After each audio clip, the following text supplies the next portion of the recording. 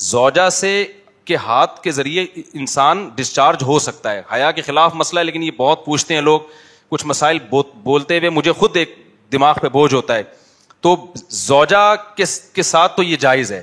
اپنے ہاتھ سے اپنی خواہش پوری کرنے کی شریعت میں آپ کو اجازت نہیں ہے. تو اب خوب سمجھ لو, اللہ تعالیٰ نے مرد کو یہ حکم دیا ہے کہ وہ سوائے شادی کے اس کے پاس اپنی بیوی کے علاوہ اپنی خواہش پوری کرنے کا کوئی راستہ نہیں ہے. اب اللہ آپ کی اس مجبوری کو مجبوری نہیں مانتے کہ ایکچولی میں سفر میں ہوں, میں اسٹڈی کے دوران تو میں ہینڈ پریکٹس سے اپنی خواہش پوری نہیں کروں گا تو میں ڈپریشن میں جاؤں گا. تو بھائی تو شادی کرنا بیٹھ کے.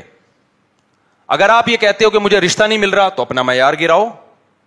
آپ بولو کہ میرے اسٹینڈرڈ کا نہیں مل رہا, تو اسٹینڈرڈ کیا کرو, بولو نا, کم کرو. آپ اللہ میاں کا یہ حکم ہے, اپنا اسٹینڈرڈ کیا کرو, آپ کم کرو. یہ بھی قرآن میں ہے, وَمَن لَّمْ يَسْتَطِعْ مِنكُمْ طَوْلًا أَن يَنكِحَ الْمُحْصَنَاتِ الْمُؤْمِنَاتِ فَمِمَّا مَلَكَتْ أَيْمَانُكُمْ. اللہ کہتے ہیں کوئی آزاد عورت شادی کے لیے خاندانی عورت نہیں مل رہی, کسی کی باندی سے شادی کر لو. عرب میں باندی کا لیول بہت کم ہوتا تھا, اور اللہ نے فرمایا ذَلِكَ لِمَنْ خَشِيَ الْعَنَتَ مِنكُمْ, جس کو زنا یا برائی کا خطرہ ہے نا وہ یہ کام کرے.